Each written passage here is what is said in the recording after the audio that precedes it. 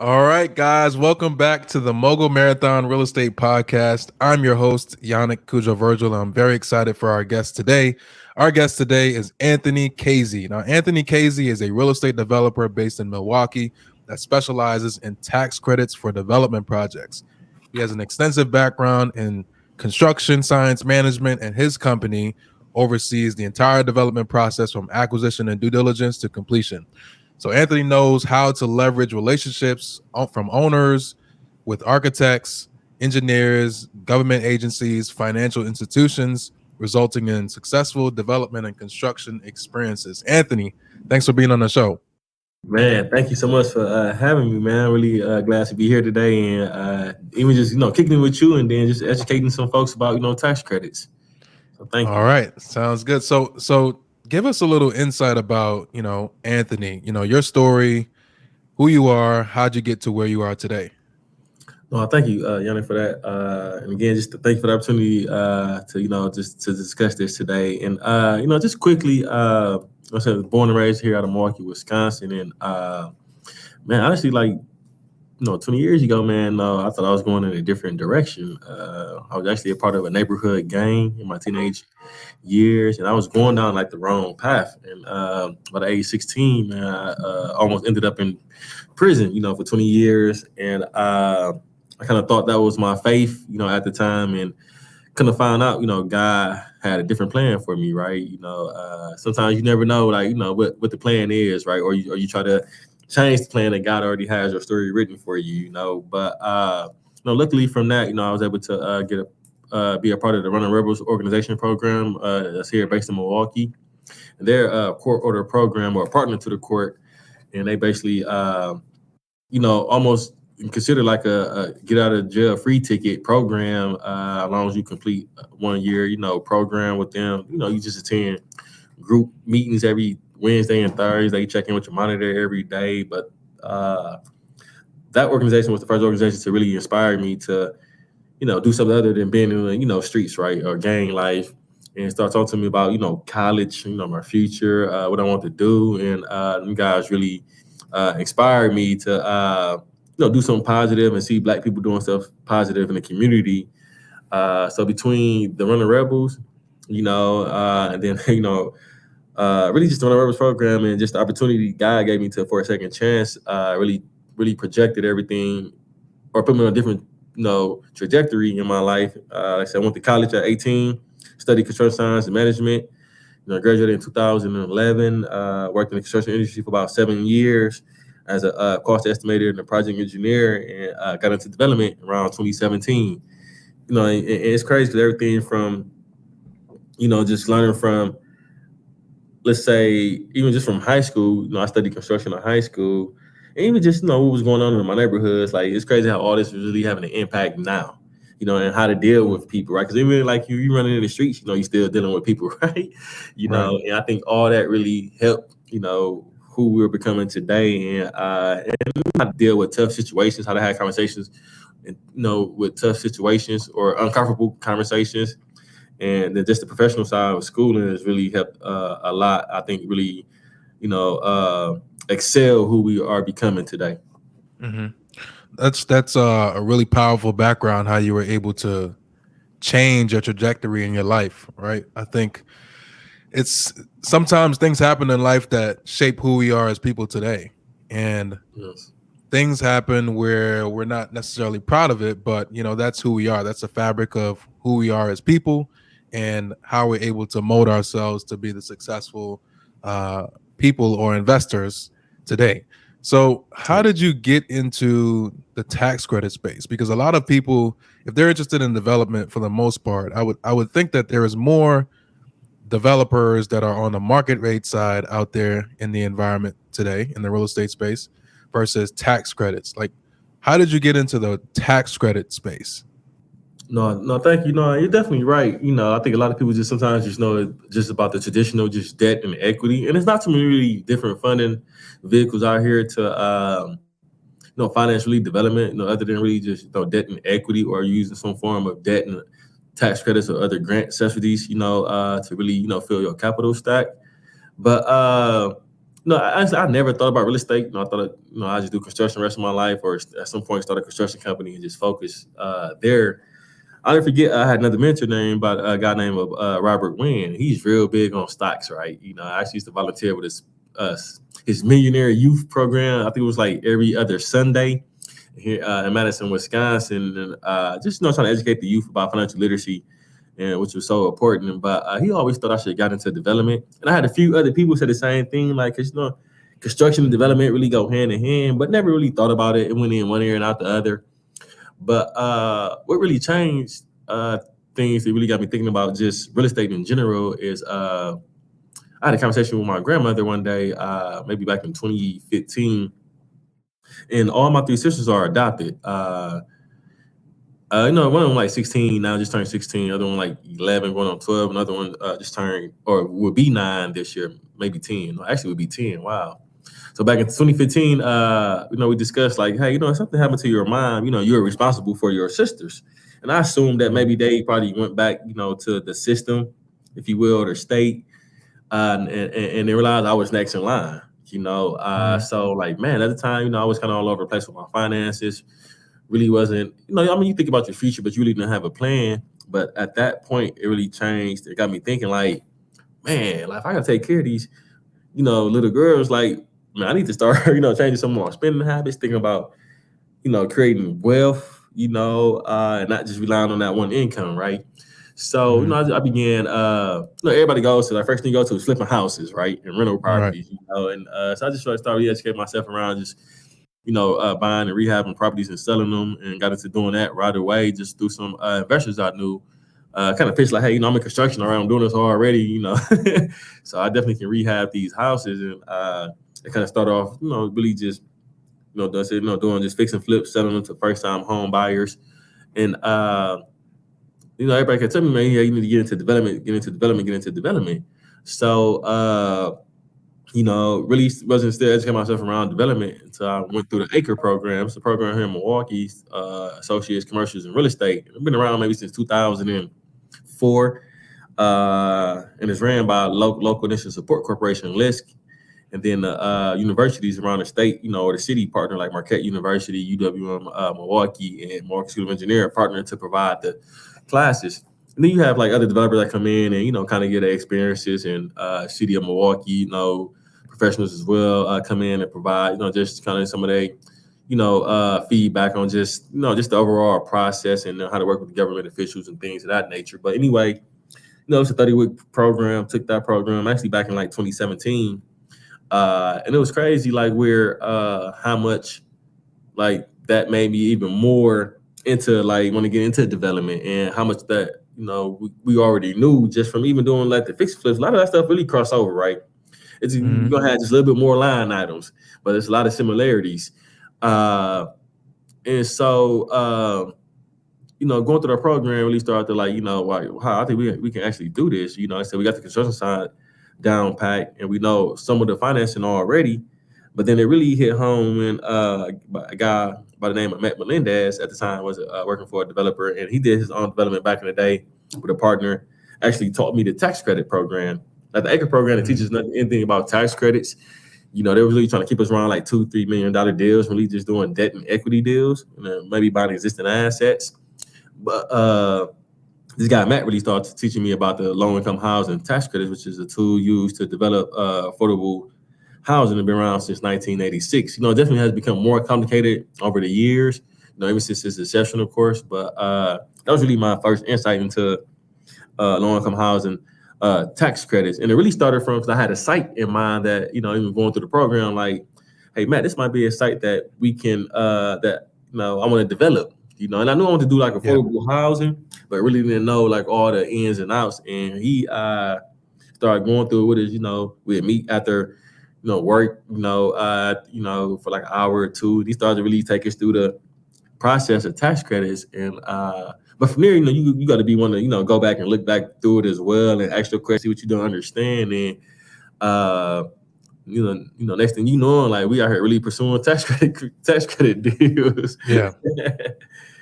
So and just quickly too, like there's different forms of tax credits too. So you had a low income housing, you had a historical tax credits, and then you had a new market tax credits, and I'm sure there's other forms of tax credits out there, but those kind of are the three main ones that you see that's kind of used to develop, uh, affordable housing. You might see new markets more so on it can be used for affordable housing too, or a market rate. It's really a commercial credit, but allows you to include a residential component Mhm. underneath the tax credit as well, new market tax credit as well. So, but we play in all three spaces, but mainly, try to focus on that low income housing and historical, and then we have like a huge impact on the first floor.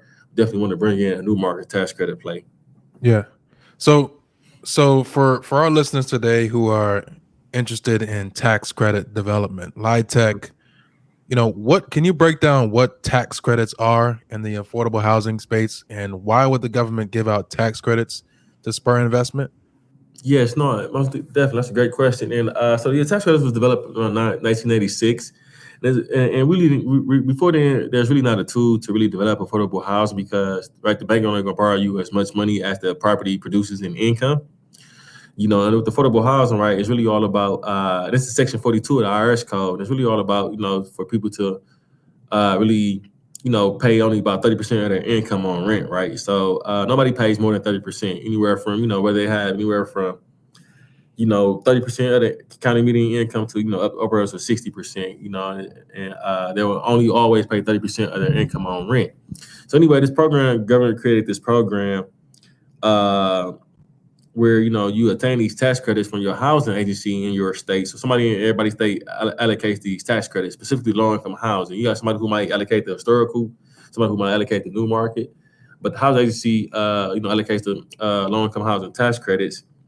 It's basically a yearly competition. You have something like that's where not it's not really a competition. Like they call that the 4%, non-federal, which we'll get into that, or the non-compete.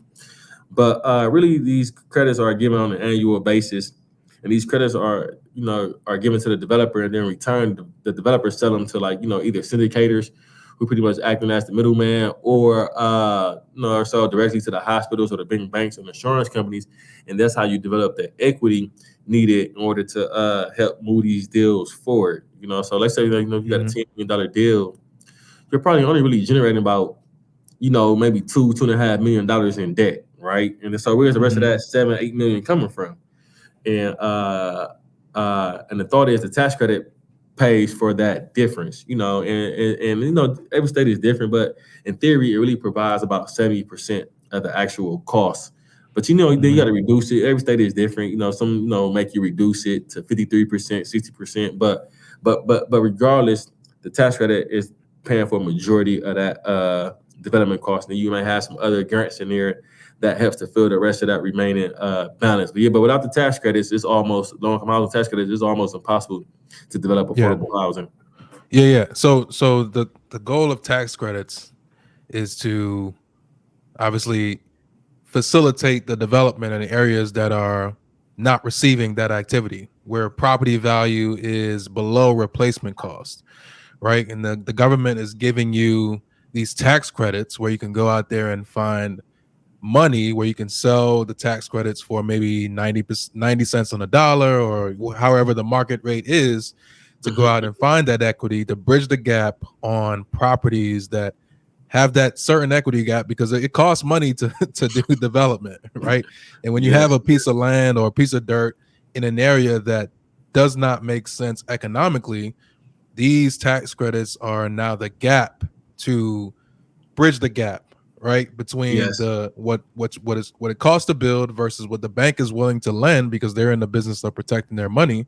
Mm-hmm. Somehow that gap needs to be filled, and so that in that gap, now you have that tax credit money which someone invests in your project, and now they're able to get the tax credits to write off, let's say, their business, etc., right? Mm-hmm. Mm-hmm. Mm-hmm. Yes. And like in Yeah. Wisconsin, like these tax credits pay for about 53%. Like saying theory, we pays for 70% of the cost. But let's say the state can make you reduce it. So in Wisconsin, it pays for 53% of the development cost. You figure you get Mhm. another 20-25% from the bank. And then from there, the rest of it is just, through other grants. It could be like home funds, which is federal allocation trust funds. Some states do a tax abatement or a TIF, tax incremental financing, to help fill those gaps. And then you got this federal homeland bank. They got one Yeah. in Chicago, like San Francisco, Texas, Indiana, maybe somewhere else too. I'm forgetting, but these are other grants that's used to fill the rest of the capital stack. Sometimes you don't need it, sometimes you do. Just every project is different. Every every you might have some other money in there as well, but yeah, there's a lot of grants out there used to really fill these capital stacks. They definitely need it. Yeah. So when you on the topic of financing, tax credit deals and development, you have your on a real estate project, right? You have the capital stack, you have the debt. Typically, is debt and equity, but in the case of the tax credit world that you're playing in, you probably have debt at the bottom, and then you have maybe about 5 to 10 different sources to fill that gap, right?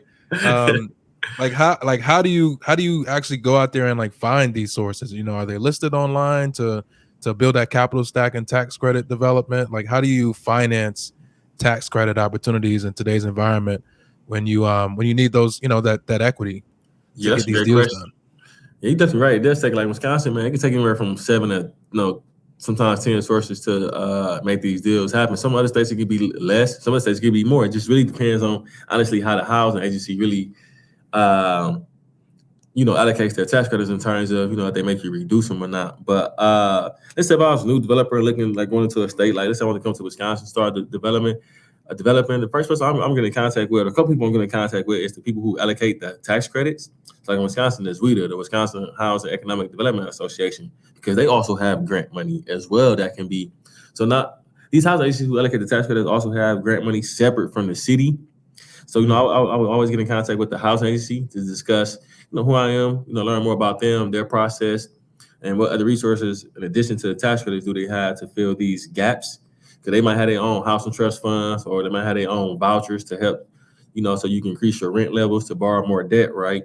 Then next person I'm getting in contact with is the municipality who I'm looking to develop in, because you need to understand what resources they have. Like, do they have deferred loans? Can they provide a tax abatement, or can they provide some type of, tax incremental financing, which is pretty much just, whatever your property generates over the course of 20 years in taxes, you can borrow that into your project. Then they return your taxes so you can pay that off to the bank. They're going to talk about the home funds, the trust funds, or they might direct you to the community block or the community development block grant offices, which in Wisconsin, they allocate the home funds and the trust funds. So those are always people you always want to get in contact with. Is your housing agency, your city, municipality, to determine what funds they have available, for housing, and to get in contact with your foundations around the state that are investing in affordable housing, because they can provide either no cost interest loans, or like 1%, or just grant money or forgivable loans.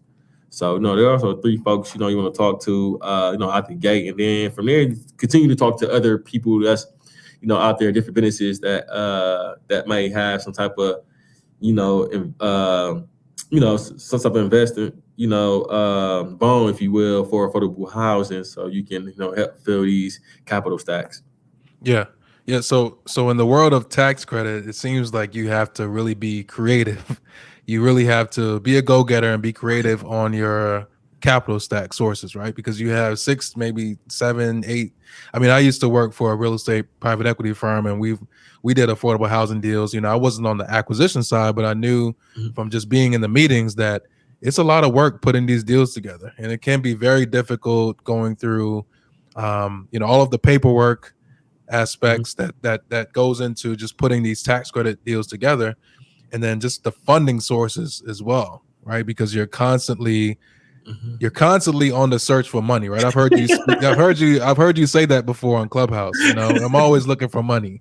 And the challenge as to why people struggle with breaking into development is from an equity standpoint and a net worth standpoint. Is that why you kind of chose the tax credit space of how you got into this real estate development space?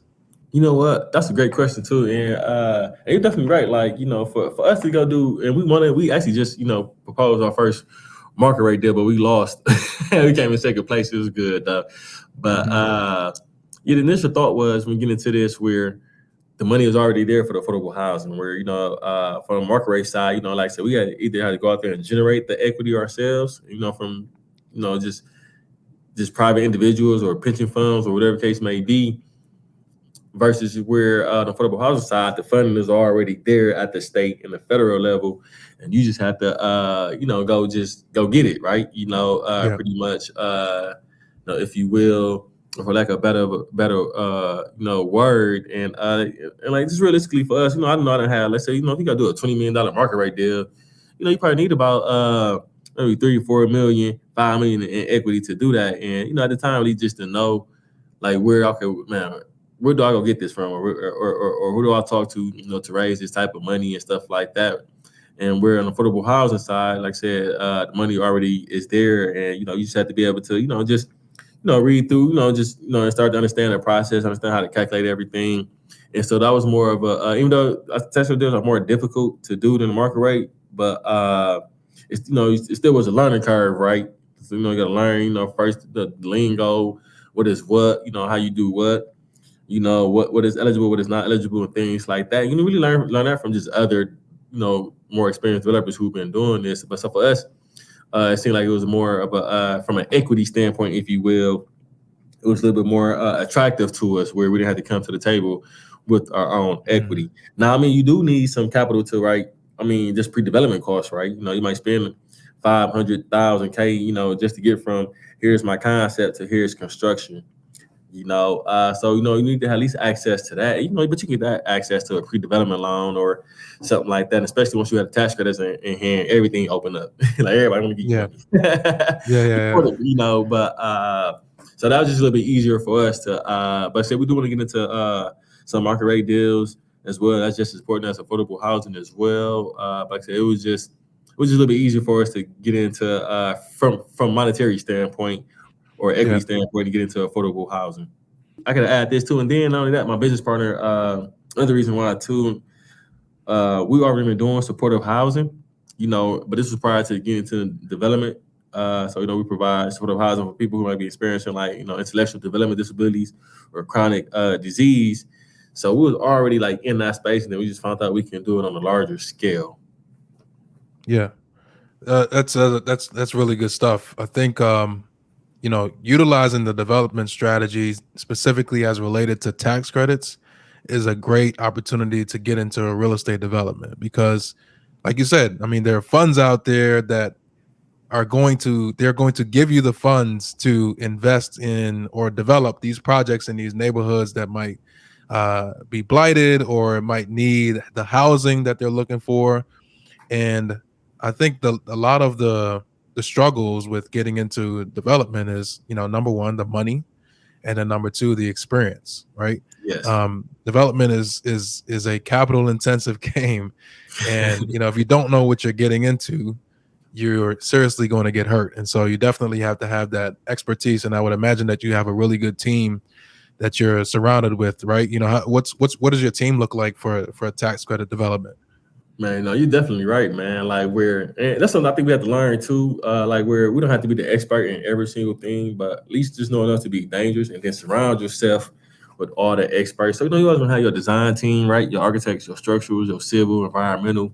You can have your tax credit consultant, so that could be some type of accounting firm that you want to double check, triple check your numbers. You're always going to have legal on your team as well, just protect you. And then too, you think about the municipality as a partner, your housing agency is a partner in this. I like the tax credits.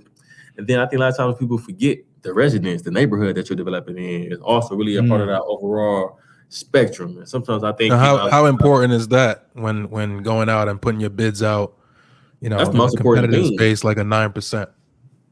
Yes, and that's the most important thing, is where, when you put together your team, make sure you have all the people have your best interest in mind. They understand the concept, and then too, between all that, make sure you got the community support behind you. Because not only that, you can show that to the city. Well, first off, that you did the right thing, right? That you engaged. Because sometimes the community never knows that what's going on in their backyard until they see it on the news or they see it under construction. Versus, we like to kind of pride ourselves as the intentional developers, and we like to get the community involved ASAP. Like, hey, this is what we're seeking to propose.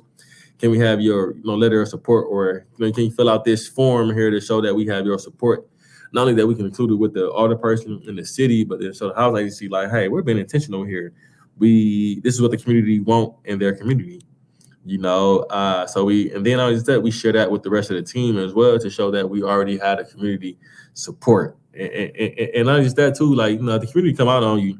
That's a quick way to get your project shut down. They can make that call quick to the auditor. Then the auditor going to side with the community always. Yeah.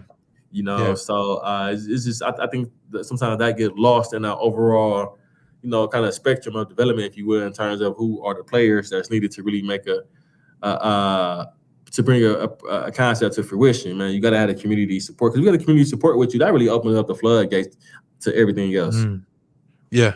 And I definitely agree with that. When I've worked for different, private equity shops, it was a lot of kissing babies and going out there and shaking hands and meeting people. I mean, there's, what is it called? NIMBY, right? Not in my backyard. And when those folks show up, it's probably a bad thing for you, So if someone is trying to start off in the tax credit space and they're really interested in getting into development, why is it important to, I know about the QAP, right? Why is it important to start looking at that document to figure out, how to maneuver in the tax credit space? And then also, what courses can people take to get into tax credit real estate development? No, that's definitely a great question. And that QAP is like literally is like the Bible to the tax credits. The qualified allocation plan, every state has one. It's usually updated every 2 years, but they can make updates like, within the 2 years as well. Depending on what's going on in the market, right? They might make an update, just change whatever. But, the QAP really outlines the mission, the, affordable housing, the rules and regulations around how to get these tax credits.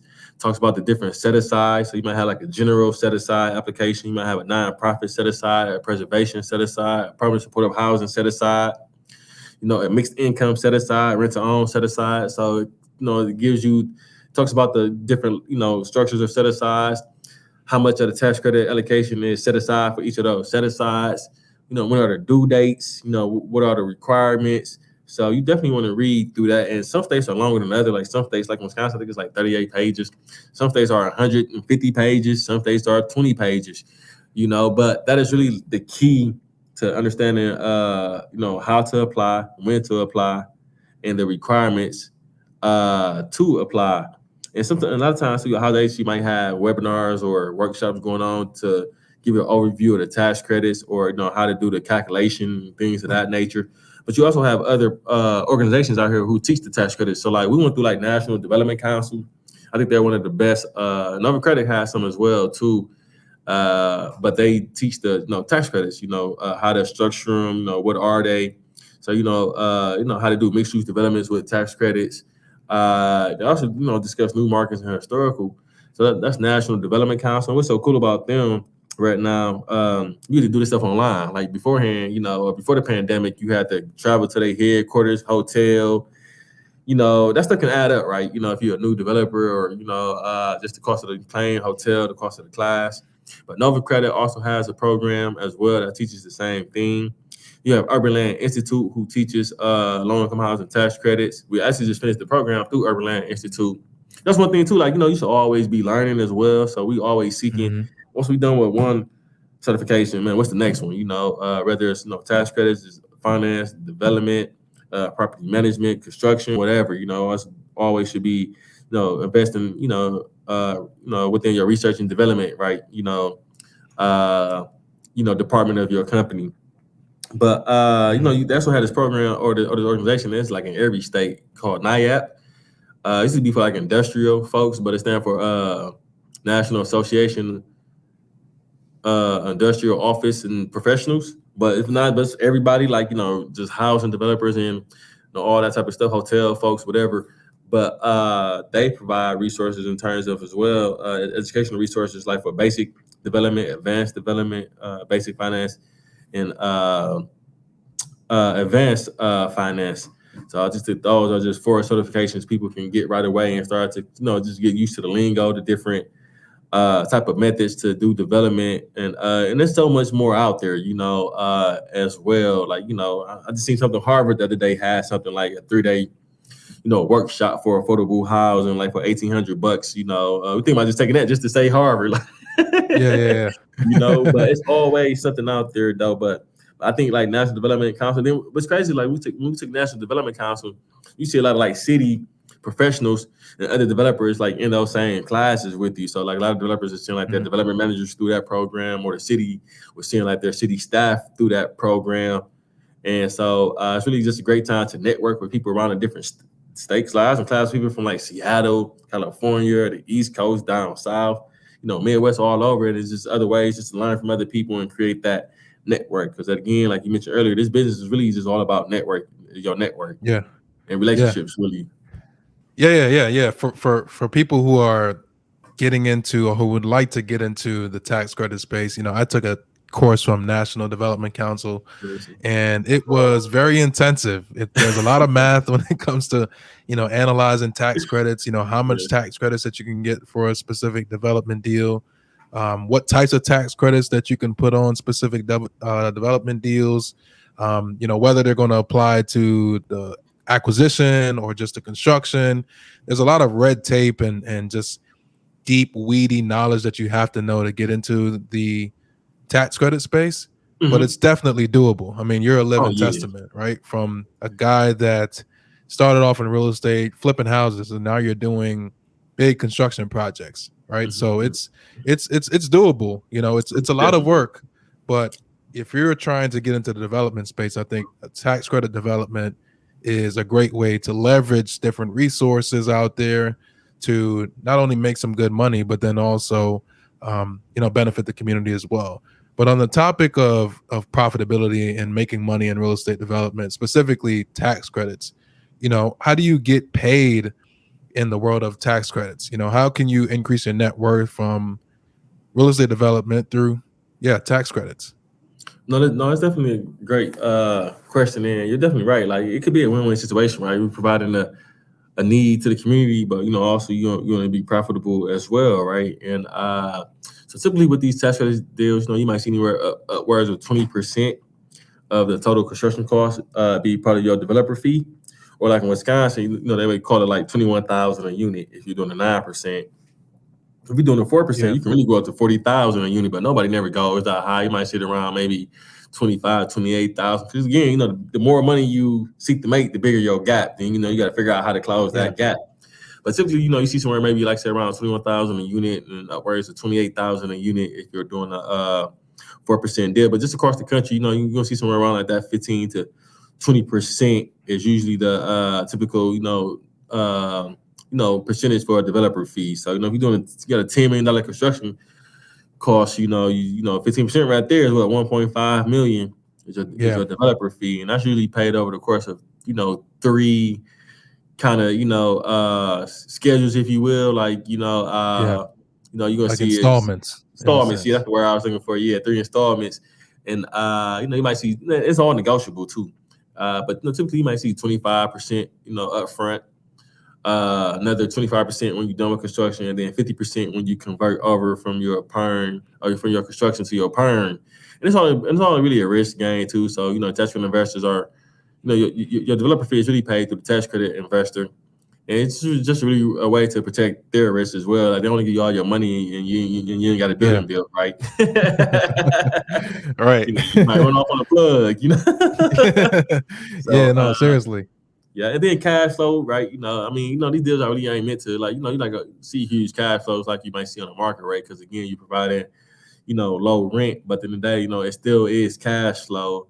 And I just think once you got a few of them, that starts to add up like market rate deal. You got 4 or 5, 6 of these buildings, got all this cash flow coming in now, and again, those developer fees. But the thought is where your money is made in the developer fees because of the upfront work that it takes. Like these deals can take anywhere it can take anywhere from a year to 2 years just to even get to construction. And by the time you really occupied, that's a whole 3-year process. Just go from concept 3 years later, now you're occupied. So you definitely want to be.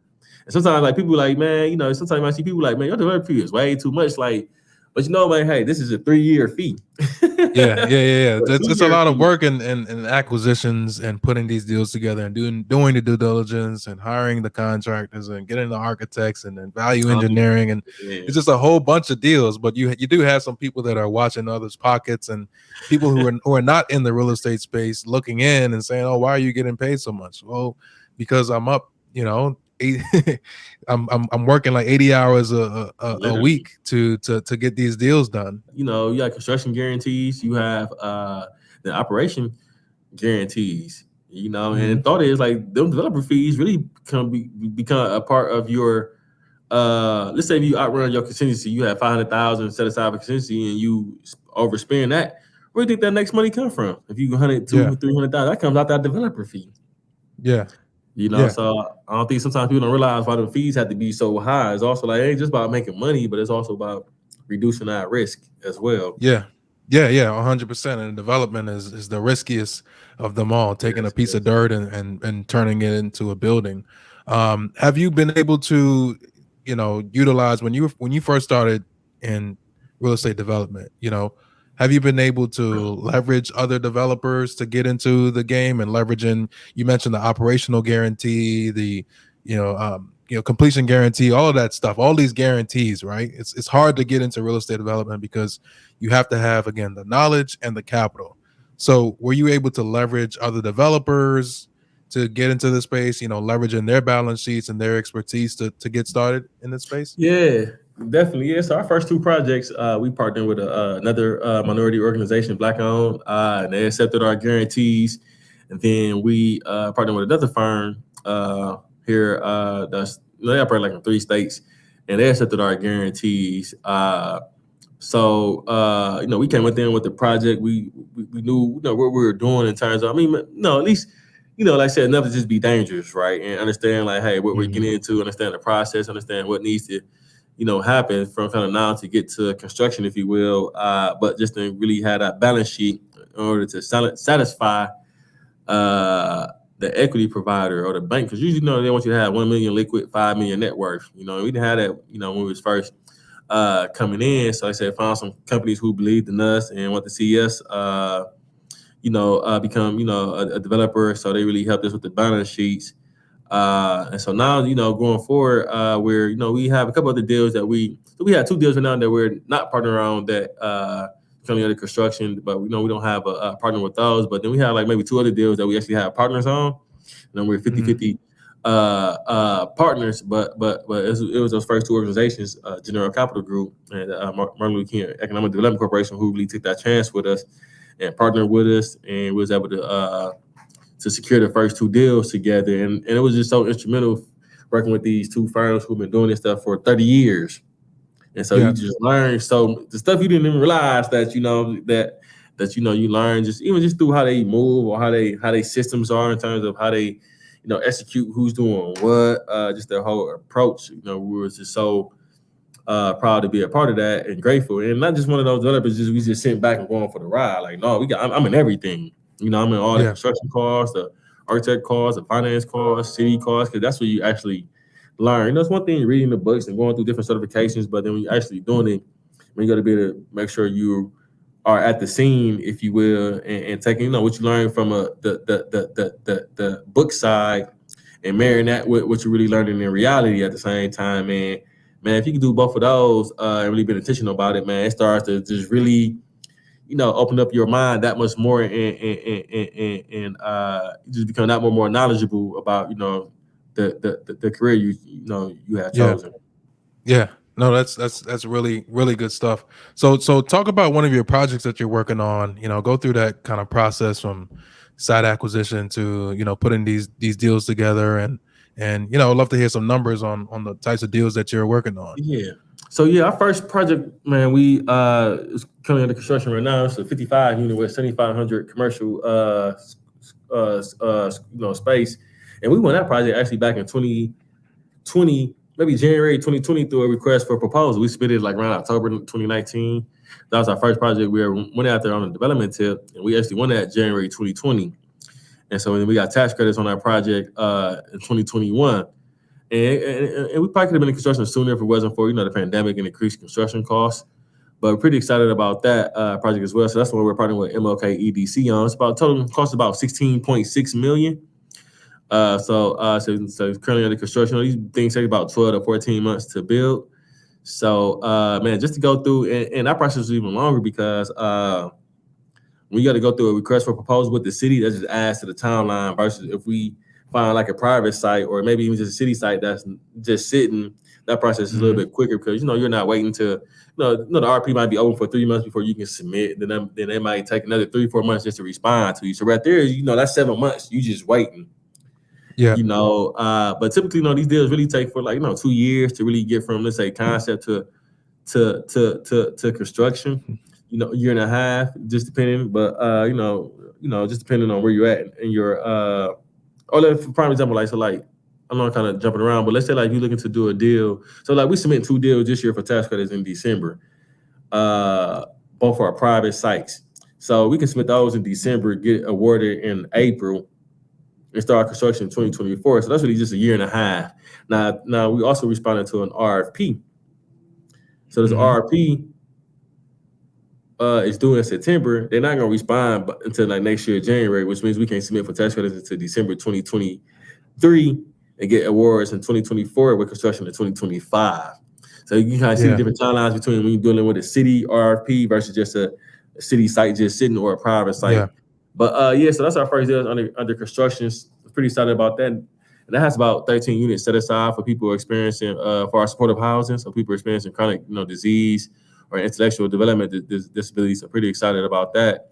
And another project we won that same year, we won that in I think June of 2020, was with General Capital Group. It's about a $26 million deal for 91 units in a 2,500 square foot demonstration kitchen. We call it the Food Accelerator, which is meant to train existing food entrepreneurs how to cook in a commercial setting, and even a place for our residents to use to train our residents how to cook healthy food from the community garden, grow healthy food from the community garden, and then cook it in a Food Accelerator. And we have so many different partners with that project in terms of who helping us with the programming with the Food Accelerator. We got the culinary schools, we got the kitchen equipment providers that's donating equipment. So then we got all the other organizations that's around food that want to help with the programming of it. So it's really pretty exciting that how we was able to have so many different partners to help with the programming for the Food Accelerator. So really excited about that. And what's even more unique about this project, both projects are going to have an impact, but this is in more of a wealthier neighborhood. It's called it's in the Lower East Side, the River West neighborhood. And that neighborhood is more so it's not just like it's not really just like a Black community, if you will, with the other project. But this one is let's say, it's maybe about a mile and a half on the lake. And it's really, one of these higher income communities. So it's, and they all accepted it. We had maybe one person who said they were unsure. We had city hearings and stuff like that.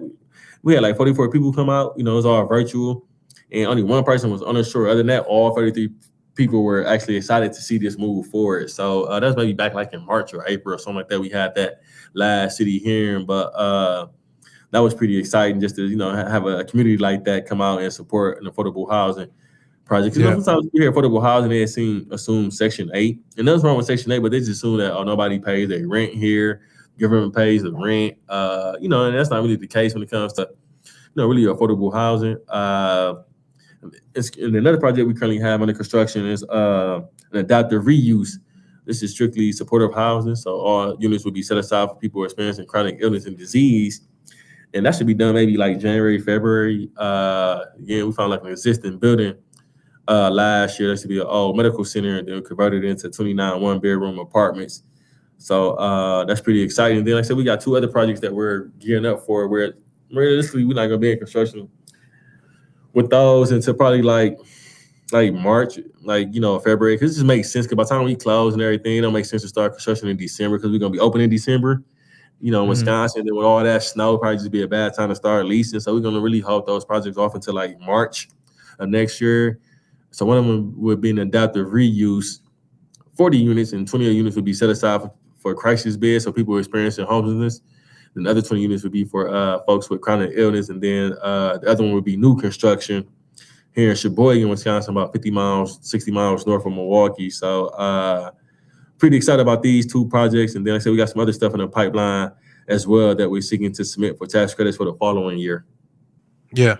No, the one thing that's really good again about the tax credit real estate development is that you get to do a lot of good within the community, and a lot of times your sites are awarded based off of the good that you do in the community, and being able to Yes. bridge the gap on different resources or providing opportunities, whether it's adding retail opportunities to an area that doesn't have any retail, or maybe bringing a grocer to a food desert, or just having housing that's dedicated to a specific demographic with that the state has attention on, fixing a problem. So tax credits are a really good way to have that, what I call a double bottom eye impact, which is a double bottom eye investment, which is income and impact. So Mm. it's that's those are some really good projects. So let me ask you a question. You've had an interesting journey from your trials and tribulations, getting into the real estate space, transitioning, getting into real estate development. If you were to start this marathon all over again, what would you do differently that would contribute to your success? Man, no, thank you. And man, literally, man, we was doing this like 15 years ago. Even just the thought about it, like just where we be at now. I'm sure everybody can attest to that. One thing I definitely would have done differently is a couple things I would have done probably differently is learn more about like sales in general, because this all at the end of the day is really selling, right? You selling to the housing agency, you selling to the municipality, the lenders, other potential like funders like these foundations, and really being able to really hone in on just building up our sales skill. 'Cause, like I said earlier, you talk about Yeah. it's really all about the story. Numbers is just the numbers. It's really all about the Right. story and how can you convey like that this is a win for you.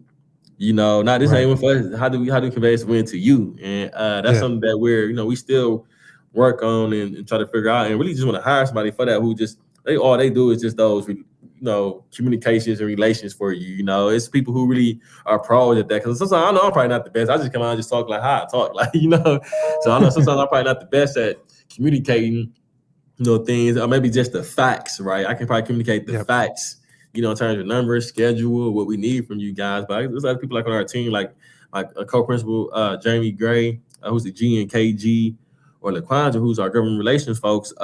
They can tell a story well, and then Yeah. really, bring how you like. If it's like 10 people involved, they can bring all 10 people together, Yeah. and how they all, really impact this development. But that's one thing I would do differently is sales, is really learn like how do I, sell somebody. And I said something like Yeah. I'm trying to like trick you into something, Yeah, but yeah, but how do you move someone emotionally to a state where yes. they're able to make a decision? I think um, everything in life is a sale, from getting Mm, a job to having someone invest with you on a project. People do things with emotion and then justify them with logic, right? So being able to convey your story, I mean, that's all real estate is about. That's what we're in this business for too, right? Is to paint the story that this investment here is going to impact the community, or this yes. investment here is going to get you to financial freedom.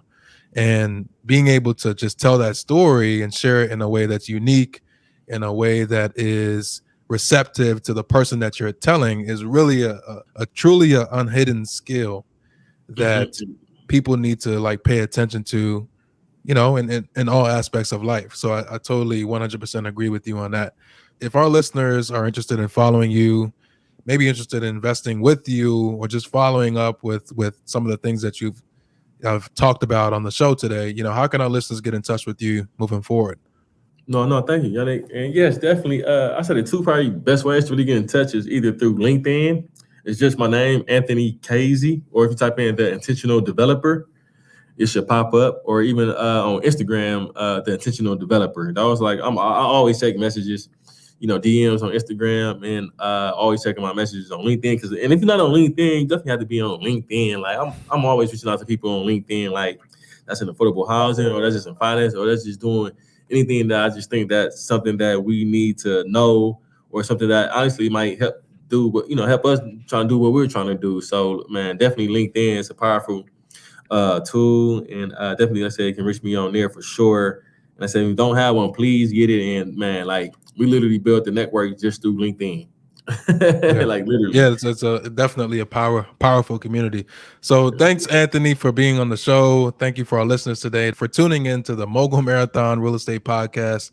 We talked about tax credits, how to get into real estate development, utilizing grants, just overall a strategy, which I think was positioned well by you on how someone could get into real estate development today, but also utilizing the tax credit, methodology. So again, thanks Yes. for being on the show. Thank you to the listeners for tuning into today's episode of the Mogul Marathon Real Estate Podcast.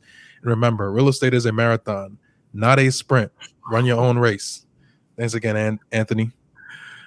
Thank you. No, you spot on. Yeah, you ain't lying. A marathon. I just gotta add this one piece while you said that. Like everybody who sometimes, like we have folks who. So we have an office in Vegas now. And actually, responded to an RFP and partner with somebody else on another project. I said a couple of folks like who are partnering with us on this RFP. Guys, this is not no 6 month, 9 month, a year thing. So I want you guys to think that we're playing around or not taking stuff seriously. Like this stuff takes time. Like man, we propose something today. We probably not gonna be in construction until another year and a half, 2 years, just depending on all the different tools. Or, like I said, your site can be zoned, not zoned. Your site can be dirty. You got to, deal with that, So I tell folks, man, listen, like if you want to be a developer, man, you have to have patience. And I keep this card in front of me every day, in my house, and it says, patience is also a form of action. And you really have to have patience, man, in development. Yeah. You really have to have patience. It's even market rate deals take time. Yeah, totally. Development is not something like acquisitions where you get that cash flow going in. It takes time to go through the due diligence process, or maybe entitlements and all that stuff takes an extreme amount of time depending on the difficulty behind the site. But it's just a long process. So it's definitely a great depiction of the marathon, not a sprint. So thanks again, Anthony, for being on the show today. Man. No, you the man. Thank you for having me so much, man. Looking forward to the CD recording. Absolutely.